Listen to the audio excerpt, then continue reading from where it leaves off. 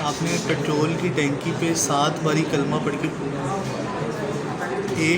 एक किलोमीटर में 70 kilometre bike पे।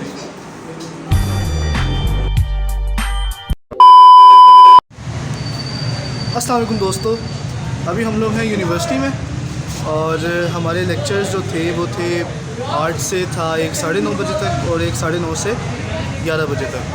तो अभी हम लोग फ्री हो चुके हैं, ठीक है। अभी हम लोग यहाँ से जाएंगे, नाश्ता करेंगे, फिर उसके बाद हम लोग घर की तरफ निकलेंगे और उधर मैं आप लोगों को कुछ यूनिवर्सिटी से रिलेटेड कुछ चीज़ें बताऊँगा कि एक्चुअली आपको इस यूनिवर्सिटी में एडमिशन लेना चाहिए या नहीं लेना चाहिए, क्या ये डिसीजन आपका वर्थ इट होगा कि नहीं होगा। So welcome back to my second vlog.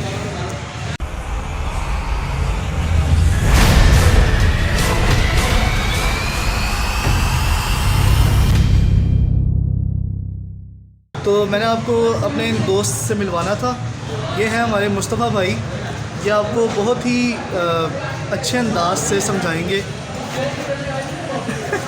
अरे छुट्टी अच्छे अंदाज से मैं क्या समझाऊंगा यार, मैं आप लोगों को बहुत अच्छे तरीके से छुट्टियाँ बना सकता हूँ और मैं आप लोगों को कुछ नहीं बना सकता, ठीक है। और बाकी आप शायद आने वाले ब्लॉग्स में मुझे देखो तो उससे आपको अंदाज़ा हो जाएगा कि मैं किस टाइप का बंदा हूँ। तो फिर आगे 5 minutes later. अभी हम लोग आ चुके हैं बोगे पे नाश्ता करने, ठीक है। और हमने मंगवा लिए हैं अंडा चने और साथ कुलचे और साथ सैलेड। और खाने के बाद आपको मिलते हैं और बताते हैं, कुछ डिस्कशन करते हैं। Stay tuned. 6.5 hours later. दोस्तों, बात करते हैं लाहौर गर्ल्स यूनिवर्सिटी की थोड़ी सी हिस्ट्री के बारे में। तो इसको इस्टेब्लिश किया था पाकिस्तान आर्मी ने अपने एम्प्लॉयज़ के चिल्ड्रंस के लिए, उनके बच्चों के लिए। अगर इसको हम लोग इसके ग्रेजुएट और अंडर ग्रेजुएट प्रोग्राम्स की बात करें तो कई सारे ऐसे डिसिप्लिन्स हैं जहाँ पर ये अपने ग्रेजुएट और अंडर ग्रेजुएट प्रोग्राम्स ऑफ़र करते हैं।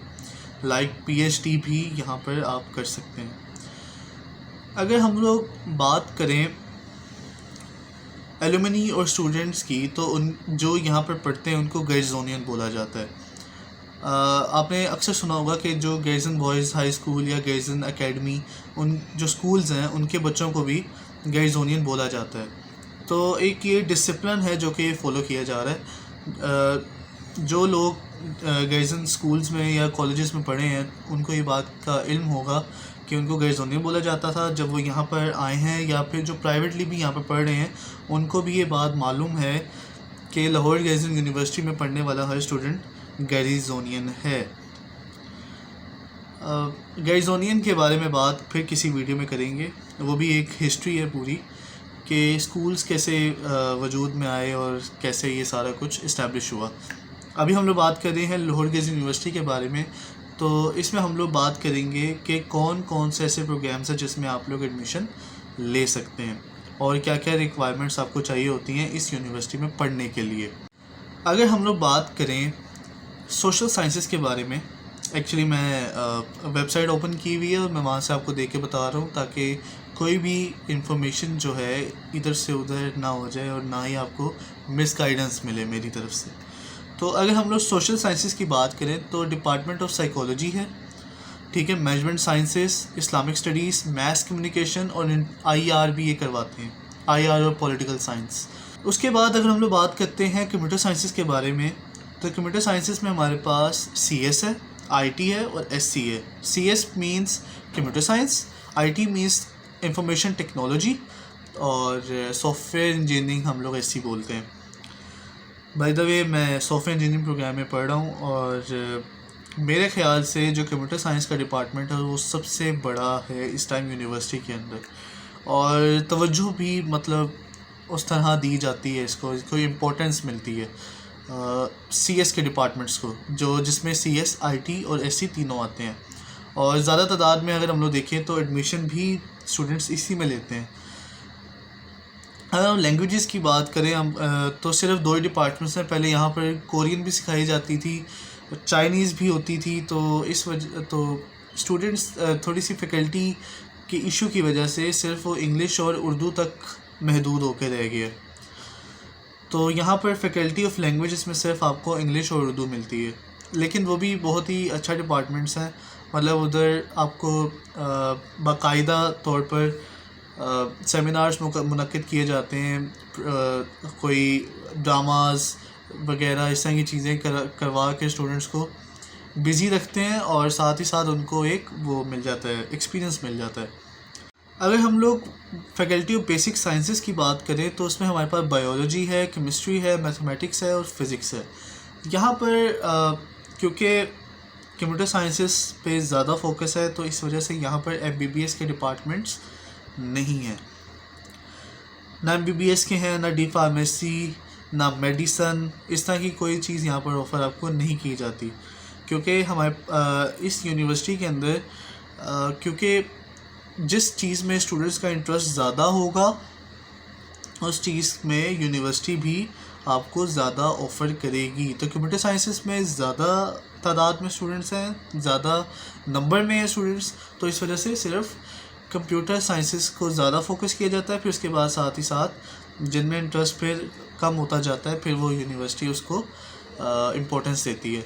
तो इस हिसाब से मेडिकल रखने वाले स्टूडेंट्स की तादाद बहुत ज़्यादा कम है और मेडिकल की पढ़ाई थोड़ी सी महंगी भी होती है। थोड़ा सा लीनियंसी देनी होती है फ़ी वगैरह में, तो इस वजह से ये MBBS ऑफ़र नहीं करते। मेडिकल क्योंकि पाकिस्तान में कुछ यूनिवर्सिटीज़ ही करवा पाती हैं, उसकी रीज़न ये है कि गवर्नमेंट उन्हें सपोर्ट करती है, इनको गवर्नमेंट सपोर्ट नहीं करती है MBBS के लिए, तो ये MBBS नहीं करवाते। अगर हम लोग LGU के इंफ्रास्ट्रक्चर की बात करें तो सिर्फ इंफ्रास्ट्रक्चर की ही बात यहाँ पर नहीं की जाएगी, यहाँ पर हम लोग इसके इंटरनल स्ट्रक्चर में भी चेंजिंग की बात करेंगे। जब मैं यहाँ पर 419 में आया था तो बहुत सारी चीज़ें अंडर डेवलप थी, जैसे कि इनका एडमिनिस्ट्रेटिव स्टाफ बहुत ज़्यादा अंडर डेवलप था और साथ ही साथ जो यूनिवर्सिटी का जो आउटर स्ट्रक्चर है, इंफ्रास्ट्रक्चर, वो भी अंडर डेवलप था। उसकी रीज़न तो मुझे नहीं पता, खैर जो मैं बात आपसे करना चाह रहा हूँ वह करनी है कि यहाँ पर स्पोर्ट कॉम्प्लेक्स बना, ठीक है। हमें मतलब बहुत ज़्यादा मुश्किल हुई उस दौर में, क्योंकि बहुत ज़्यादा मिट्टी वगैरह हमारे मतलब स्टमक वगैरह में जाती थी, किडनी वगैरह को इफ़ेक्ट करती हैं ये चीज़ें।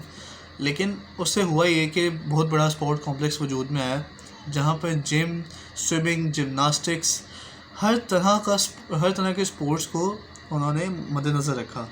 Oh my God! Wow!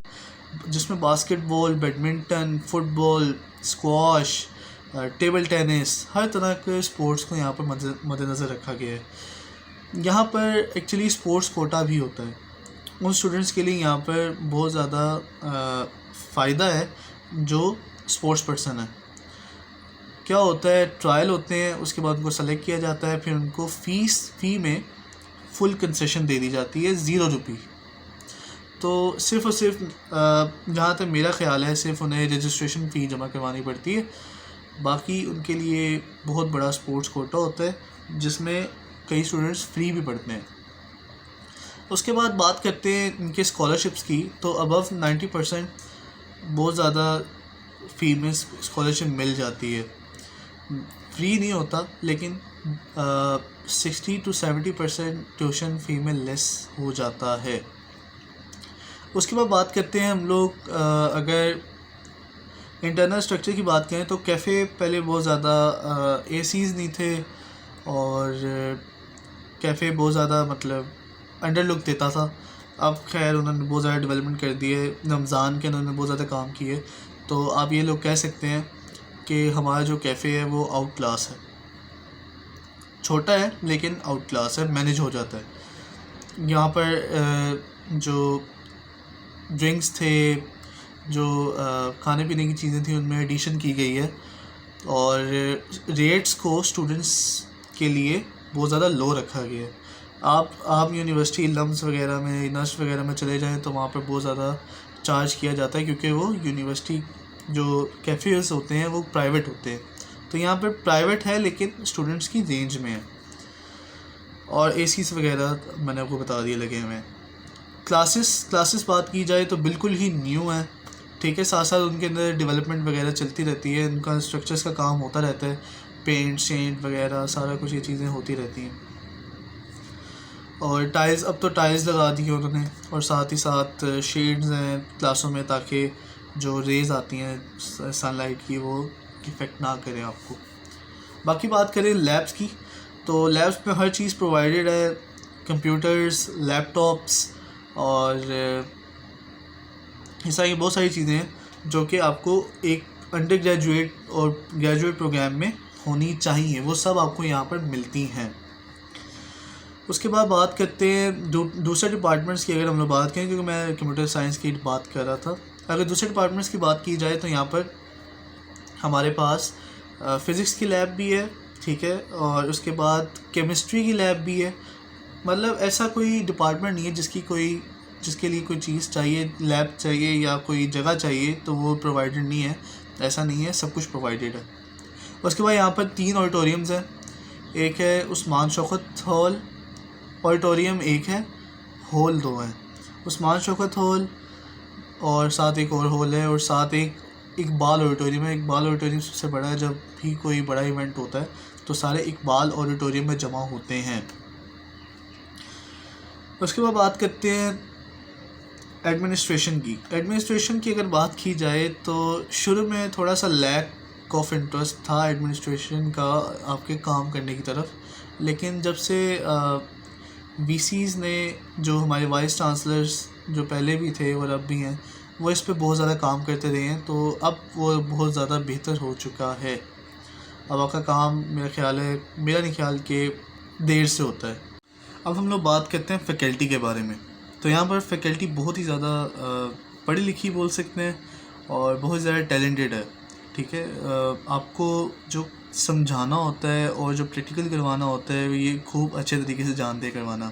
LGU is not like all universities, but it is like a school, जहाँ पर जो टीचर्स होते हैं स्कूल्स में, आपने देखा होगा टीचर्स आपको बच्चों की तरह ट्रीट करते हैं, तो LGU में भी यही सिस्टम है कि आपको बच्चों की तरह ट्रीट किया जाता है। अगर आप काम नहीं करते तो आपसे ज़बरदस्ती करवाया जाता है, जो कि मेरे नज़दीक एक पॉजिटिव पॉइंट है इसके बहुत सारे पॉजिटिव पॉइंट्स भी हैं इस यूनिवर्सिटी के, बहुत सारे नेगेटिव पॉइंट्स भी हैं, लेकिन नेगेटिव पॉइंट्स की रेशो बहुत ज़्यादा कम है पॉजिटिव पॉइंट्स से। हर जगह पॉजिटिव और नेगेटिव की रेशो होती है, बट आई विल से कि यहाँ का डिसिप्लिन, यहाँ का ड्रेस कोड, यहाँ के टीचर्स, यहाँ का स्टाफ बहुत ज़्यादा आउट क्लास है मेरी नज़र में।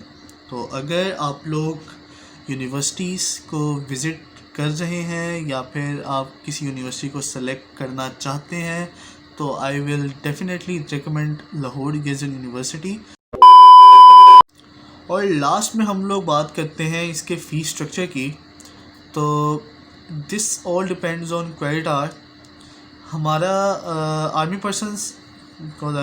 पर्सन तो हमारा होता है 2500 और 3500 पर क्रेडिट। Oh my God! बाकी स्टूडेंट्स का 5000 से लेकर 5500 पर क्रेडिट आवर होता है। No! God, please, no! No! No! तो ये फ़ी अराउंड चली जाती है 90,000 पे चली जाती है। अगर आपके क्रेडिट आवर्स 12 या 15 या 18 रीच करेंगे तो उस हिसाब से आपकी ट्यूशन फ़ी, रजिस्ट्रेशन फ़ी, मिसलेनियस चार्जेस वगैरह मिला के तकरीबन अराउंड 1 लाख रुपीस आपकी फ़ी बनेगी अगर आप प्राइवेट पर्सन हैं। Nice. लेकिन अगर आप लोग आर्मी पर्सन हैं तो आपकी फ़ी होगी 60 to 70,000। जैसे मैंने वो बताया था कि सिविलियंस पे करते हैं 100% और आर्मी पर्सन्स पे करते हैं 60 to 70%, बल्कि 80 हो गया हुआ अब तो। इतना कोई फ़र्क नहीं है, लेकिन ये फ़र्क होता है। यहाँ पर अगर बात करें स्कॉलरशिप्स की, तो स्कॉलरशिप्स को आपको पहले फर्स्ट सेमेस्टर से ही अप्लाई कर देना होता है। किनशिप भी है यहाँ पर, नीड बेस्ड स्कॉलरशिप भी है और मेरिट बेस्ड स्कॉलरशिप भी यहाँ पर मौजूद है। तो आप लोग उसे फर्स्ट सेमेस्टर में ही अगर अप्लाई कर देंगे तो नेक्स्ट सेमेस्टर से आपको वो कंसोलिडेट हो जाती है। तो ये थी आज की वीडियो। होप कि आपको LGU के बारे में काफ़ी सारे पॉइंट्स मैंने बता दिए होंगे और काफ़ी सारे पॉइंट समझ आ गए होंगे। अगर फिर भी कोई पॉइंट समझ नहीं आता तो आप कमेंट सेक्शन मुझे बताएं, मैं आपको उसके बारे में आगाह करूँगा। अगर आप मुझसे पूछेंगे कि LGU में एडमिशन लेना चाहिए या नहीं लेना चाहिए, तो I will highly recommend the होयगेज यूनिवर्सिटी, क्योंकि बाहर की यूनिवर्सिटीज़ में सबसे बड़ा जो मुझे इशू था, जो मेरी फैमिली को इशू था, वो था यूनियंस का। तो यहाँ पर यूनियंस वगैरह या जो मतलब स्टूडेंट्स वगैरह एक पावर में आ जाते हैं और यूनिवर्सिटी के डिसिप्लिन को ख़राब करने की कोशिश करते हैं, तो यहाँ पर नहीं किया जाता और ना ये करने देते हैं। तो ये था आज का ब्लॉग।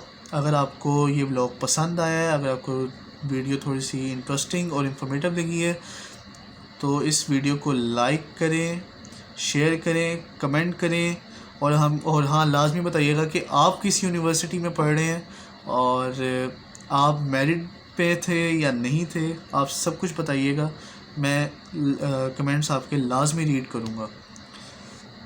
तो यहाँ पर दीजिए मुझे इजाज़त। मेरे चैनल को सब्सक्राइब करें, बेल आइकन को प्रेस करें ताकि लेटेस्ट नोटिफिकेशन आप तक पहुँच सकें और ये वीडियोस भी आप तक पहुँच सकें। मुझे दीजिए इजाज़त, अपना बहुत सारा ख्याल रखिए। अल्लाह हाफ़िज़।